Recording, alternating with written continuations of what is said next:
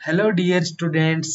तो कैसे हैं आप सभी का एक बार फिर से स्वागत है हमारे digital platform math solution of Sikar पर। मैं आशा करता हूं कि आप इस तपतपाती गर्मी में स्वस्थ होंगे और मस्त होंगे और रेगुलर क्लास अटेंड करते होंगे। तो चलिए आज अपन स्टार्ट करते हैं अपनी प्रश्नावली नंबर 2, जिसका क्या नाम है बहुपद। प्रश्नावली नंबर 2, जिसका क्या नाम है बहुपद।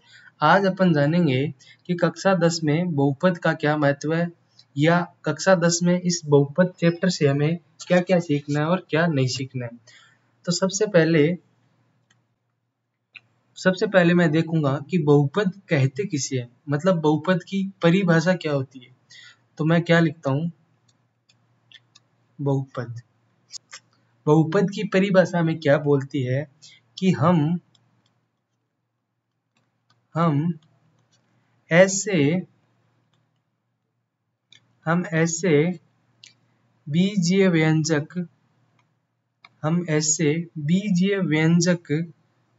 को बहुपद कहते हैं जिसमें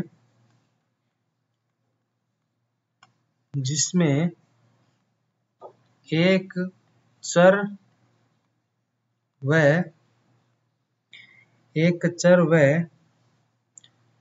उस चर राशि का घातांक हमेशा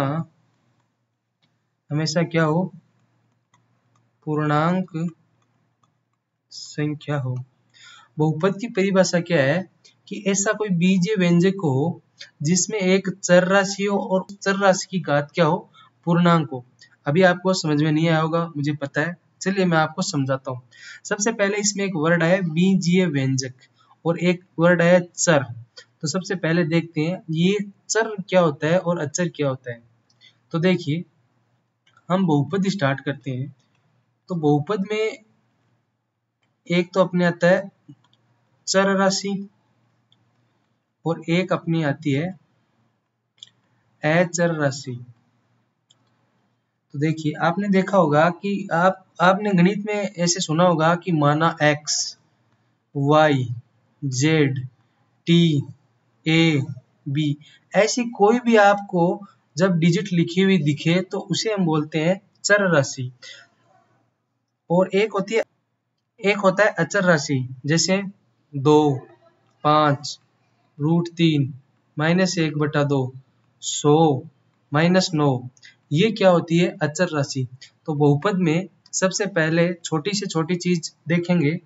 इसमें सबसे छोटी चीज होती है चर राशि और अचर राशि। चर राशि क्या होती है, जिसे हम x, y, z, t, a, b, p, q कुछ भी मान सकते हैं।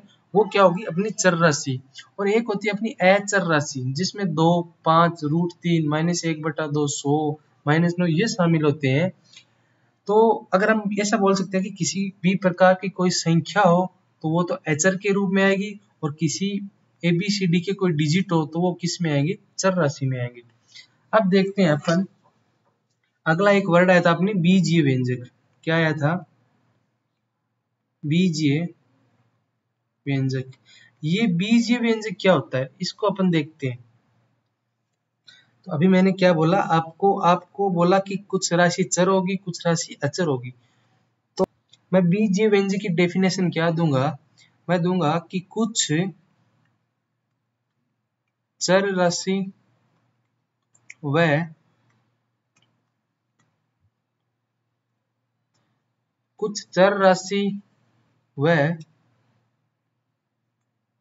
कुछ अचर राशि के योग को हम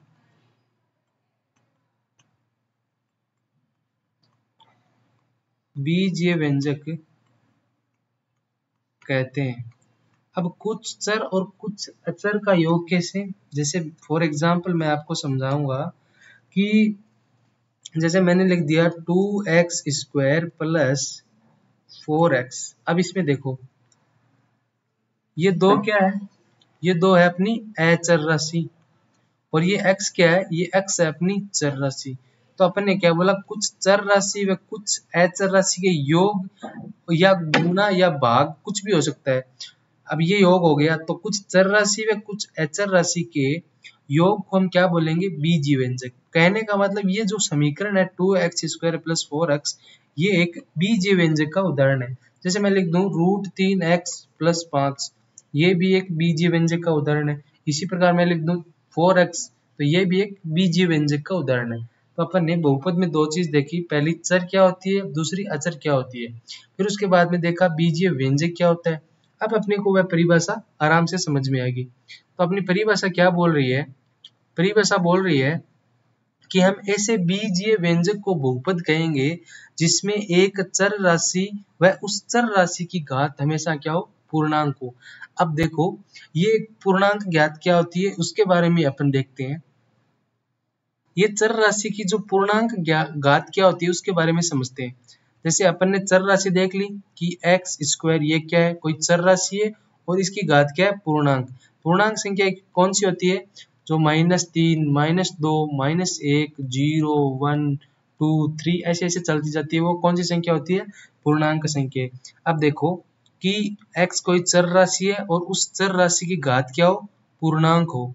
तो ये 3 क्या है, पूर्णांक है, और ये कोई चर राशि है। तो कहने का मतलब है ऐसे बीजीय व्यंजक को अपन बहुपद कहेंगे जिसमें एक चर राशि, जो ये चर राशि है, और उस चर राशि घात क्या है, पूर्णांक है। तो ये जो अपना ये समीकरण आया है x³ या x², ये क्या कहलाएंगे, बहुपद कहलाएंगे। तो बहुपद की डेफिनेशन यही है और अपन ने अच्छे से इसको समझी है। तो चलिए अब देखते हैं अपन बहुपद के कुछ प्रकार, और बहुपद की क्या शर्तें होती है। बहुपद की कुछ शर्तें होती है, वो कौन कौन सी है। नंबर 1, यदि कोई समीकरण बहुपद होगा तो उसमें पदों की संख्या क्या होगी, निश्चित होगी। शर्त नंबर 1 तो ये है कि यदि कोई समीकरण बहुपद होगा तो उसमें पदों की संख्या क्या होगी, निश्चित होगी।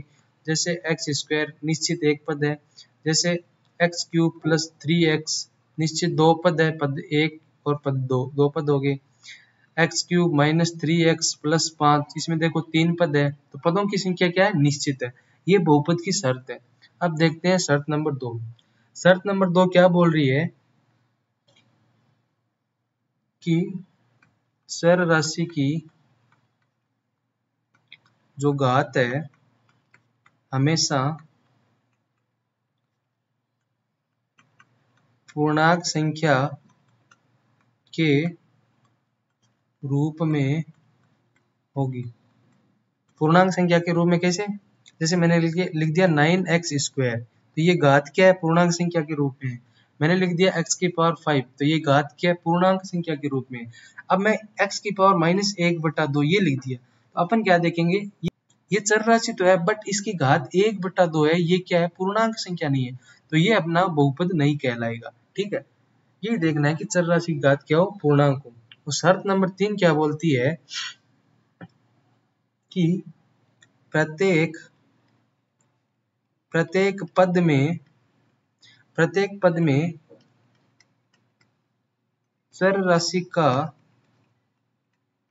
गुणांक हमेशा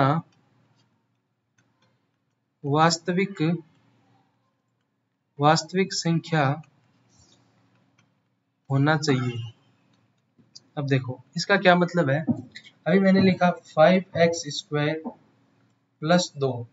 अब देखो ये चर राशि है और चर राशि घात पूर्णांक है, ये फॉलो हो रहा है। लेकिन ये जो देखो ये इसका क्या है, गुणांक है, ये क्या होना चाहिए, रियल नंबर, मतलब वास्तविक संख्या होना चाहिए। बिल्कुल ये वास्तविक संख्या है। मैंने लिख दिया 9x³ प्लस 5, इसमें देखो चर चर राशि की घात पूर्णांक और इसका गुणांक क्या है 9, जो कि एक रियल नंबर है। तो कहने का मतलब यदि कोई भी समीकरण बहुपद होगा तो वह केवल इन्हीं 3 प्रॉपर्टी को फॉलो करेगा। प्रॉपर्टी नंबर 1 क्या बोलती है, यदि समीकरण बहुपद है तो वह केवल निश्चित संख्या में होगा। और ये पॉइंट नंबर 2 क्या बोल रहा है, यदि चर राशि की घात हमेशा पूर्णांक संख्या होगी। और पॉइंट नंबर 3 क्या बोल रहा है, प्रत्येक पद में चर राशि का जो गुणांक होगा वह हमेशा वास्तविक संख्या होगा। तो ये बहुपद की केवल 3 प्रॉपर्टीज है। तो चलिए अब देखते हैं बहुपद के प्रकार। अब अपन देखेंगे कि बहुपद कितने प्रकार के होते हैं। तो मैं क्या लिखूंगा, बहुपद के प्रकार। आपको ये जो मैं साइड में एक्स्ट्रा चीजें लिखवा रहा हूँ ये आपको कॉपी में उतारनी है, ताकि जब आप इसका रिवीजन करो तो आपको समझ में आ जाए कि अपन को बहुपद के बारे में पढ़ना क्या है। तो अब देखते हैं बहुपद के प्रकार। बहुपद 3 प्रकार का होता है। नंबर 1 एक पदीय बहुपद, एक पदीय बहुपद। नंबर 2 द्विपदीय बहुपद। और नंबर 3 त्रिपदीय बहुपद। अब एक पदीय बहुपद किसे कहते हैं, जैसे मैंने लिख के छोड़ दिया एक्स स्क्वायर, मैंने लिख के छोड़ दिया एक्स क्यूब, ये क्या है, एक एक पद में समाप्त हो रहे हैं। तो मैं इसको क्या कह सकता हूँ, बहुपद का एक पदीय बहुपद रूप है, जिसे एक मैथ की भाषा में क्या बोलते हैं, रेखिक बहुपद। क्या बोलते हैं, रेखिक बहुपद।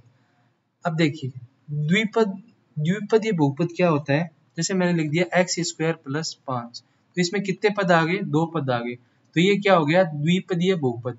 जैसे 9x स्क्वायर प्लस 3, तो इसमें कितने पद आ गए, 2 पद आ गए, तो ये क्या हो गया, द्विपदीय बहुपद हो गया। ठीक है, अब देखते हैं त्रिपदीय बहुपद। जैसे मैंने लिख दिया x cube plus 5x plus 9, इसमें पद कितने आ गए, 3 पद आ गए, तो इसे हम क्या बोल सकते हैं, त्रिपदीय बहुपद। तो बहुपद के 3 प्रकार आपने देखे। नंबर 1 एक पदीय बहुपद, नंबर 2 द्विपदीय बहुपद, और नंबर 3 त्रिपदीय बहुपद। और इनके एग्जाम्पल के माध्यम से मैंने आपको समझाया, ये आपको माइंड में रखना ताकि क्वेश्चन करने में दिक्कत ना हो। तो चलिए अब देखते हैं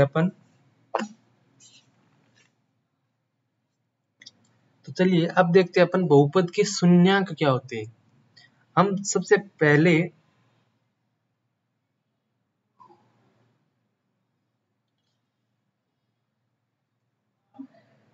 अब देखते हैं बहुपद के शून्यांक, जिसे इंग्लिश में क्या बोलते हैं, जीरोस, या अपन एक और चीज से बोल सकते हैं, इसको बोलते हैं मूल, मतलब रूट्स। तो बहुपद के शून्यांक क्या होते हैं, जैसे मैंने कोई समीकरण लिखा बहुपद रूप में px बराबर 9x प्लस 3, ये कोई एक बहुपदी समीकरण है। अब मेरे को इस बहुपद के शून्यांक ज्ञात करनी है। तो जब भी मैं बहुपद के शून्यांक ज्ञात करूंगा तो सबसे पहले इस समीकरण को मैं 0 के बराबर रखूंगा। जैसे मैंने इस समीकरण को क्या रखा, 0 के बराबर रख दिया। अब मैं क्या करूंगा, x का मान निकालूंगा। तो मैं क्या करूंगा, इस 3 को 0 के उस साइड भेज दूंगा। तो क्या आया, 9x बराबर -3, और यहाँ से x का मान निकालने के लिए इस 9 का अपन इधर भाग देंगे। तो x बराबर -3/9, यानी x बराबर -1/3।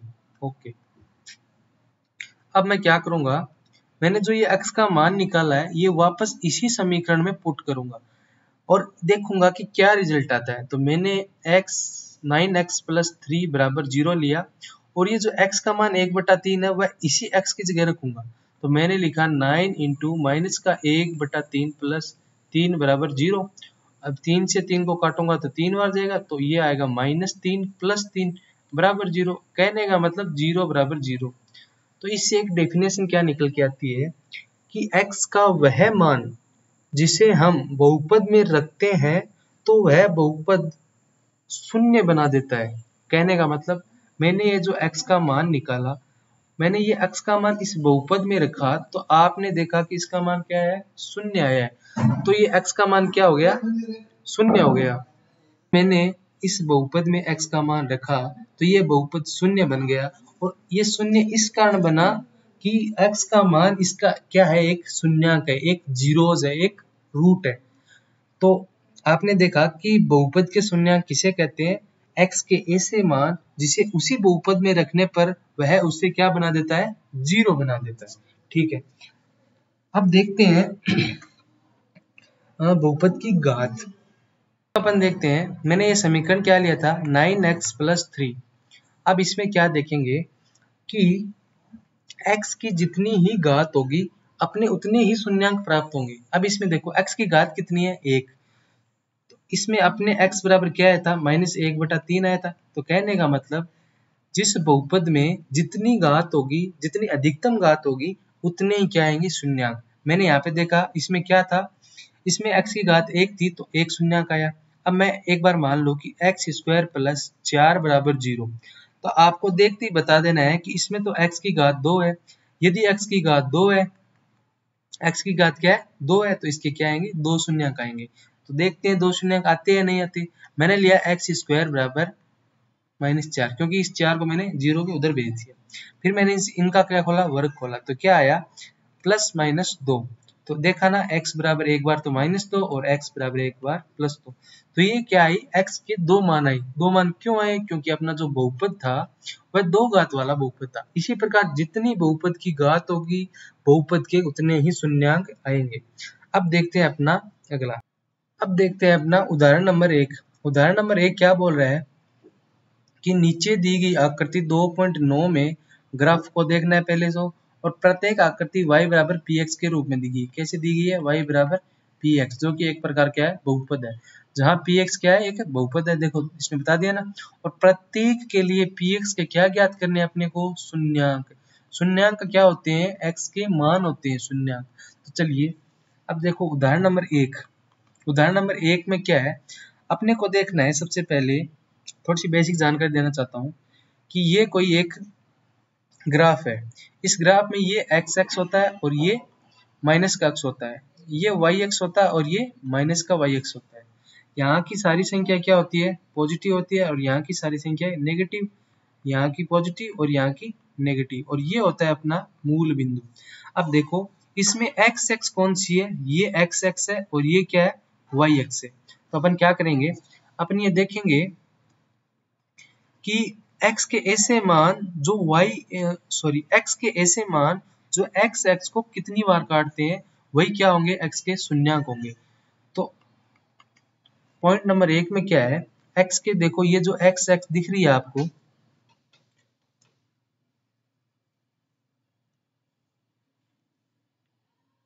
पॉइंट नंबर 1 में देखो कि x x, ये जो x x दिख रही है आपको, इस x x में यहाँ पे एक बार ये रेखा x x पे काट रही है। तो मैं क्या लिखूंगा? y बराबर px। दिया क्या है अपने को? y बराबर px। यहाँ ऐसे लिखना है आपको, यहाँ px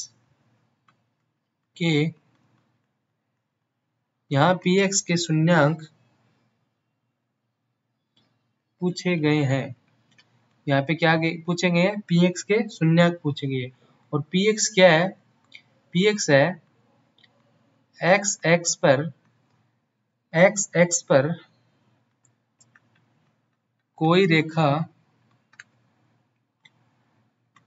कितनी बार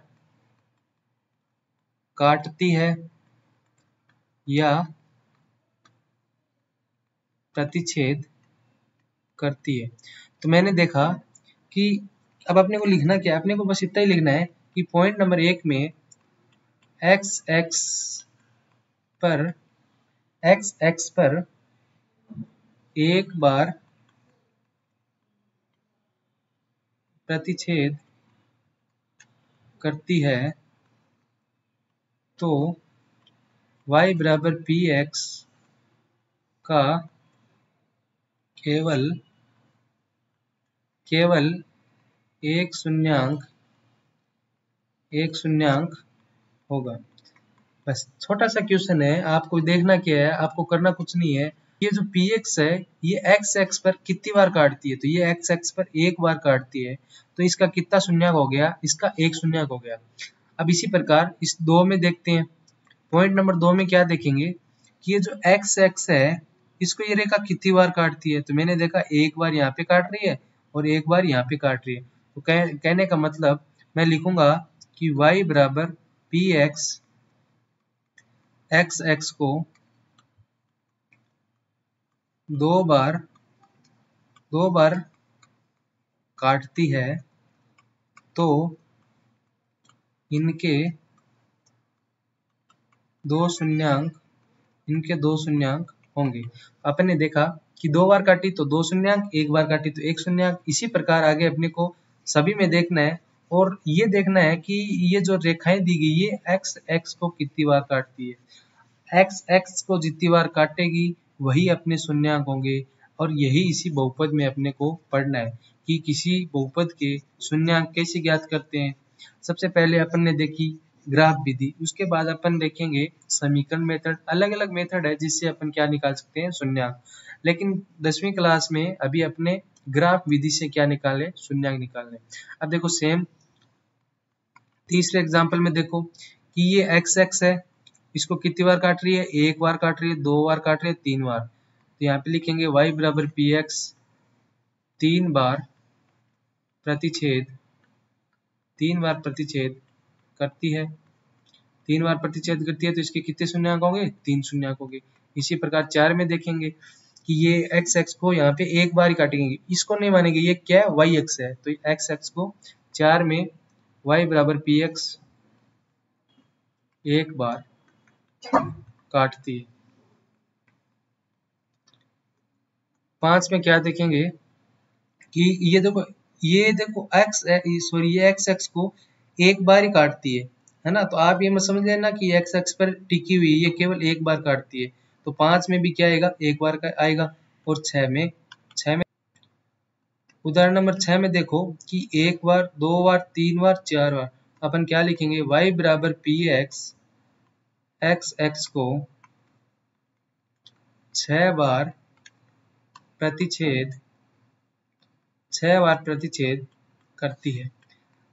बस छोटा सा एग्जाम्पल था, एक नंबर का क्वेश्चन आता है, ऑब्जेक्टिव क्वेश्चन आता है। इसमें आपको ये चित्र देंगे और पूछेंगे कि इसमें एक्स एक्स के या इस पी एक्स के शून्यंक क्या होंगे। आपको ये बताना है कि y बराबर पी एक्स तीन बार काटती है, एक बार काटती है, छह बार काटती है या पांच बार काटती है। तो यहाँ पे कितनी बार काटेगी, सॉरी चार बार काटेगी। कितनी बार काटेगी, चार बार। तो अपन ने क्या देखा, उदाहरण नंबर एक देखा। अब इस प्रश्नावली 2.1 में केवल एक ही उदाहरण है और प्रश्नावली 2.1 में केवल एक ही क्वेश्चन है। तो सेम पैटर्न पे क्वेश्चन है। तो चलिए फटाफट क्वेश्चन नंबर 2.1 का क्वेश्चन नंबर एक भी देख लेते हैं। अब देखो दिया गया है प्रश्नावली 2.1, इसमें सेम वही 6 पॉइंट दिए गए और अपने को देखना क्या है कि y बराबर पी एक्स प्रत्येक स्थिति में मतलब शून्यंक ज्ञात करने और कितनी बार काटेगा।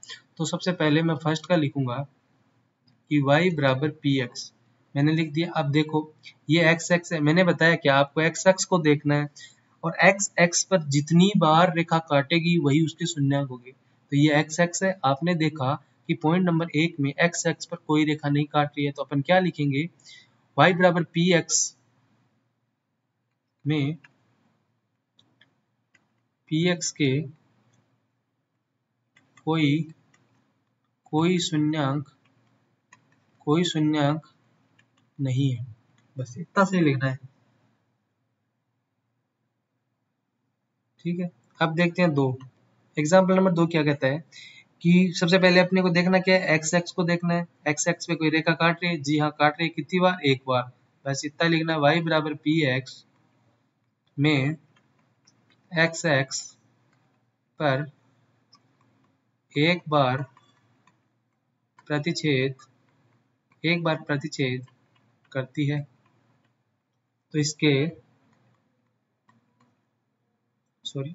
इसका एक शून्यंक होगा। इसी प्रकार अपन पॉइंट नंबर 3 देखेंगे। इसमें सबसे पहले अपने को देखना है एक्स एक्स क्या बोल रहा है।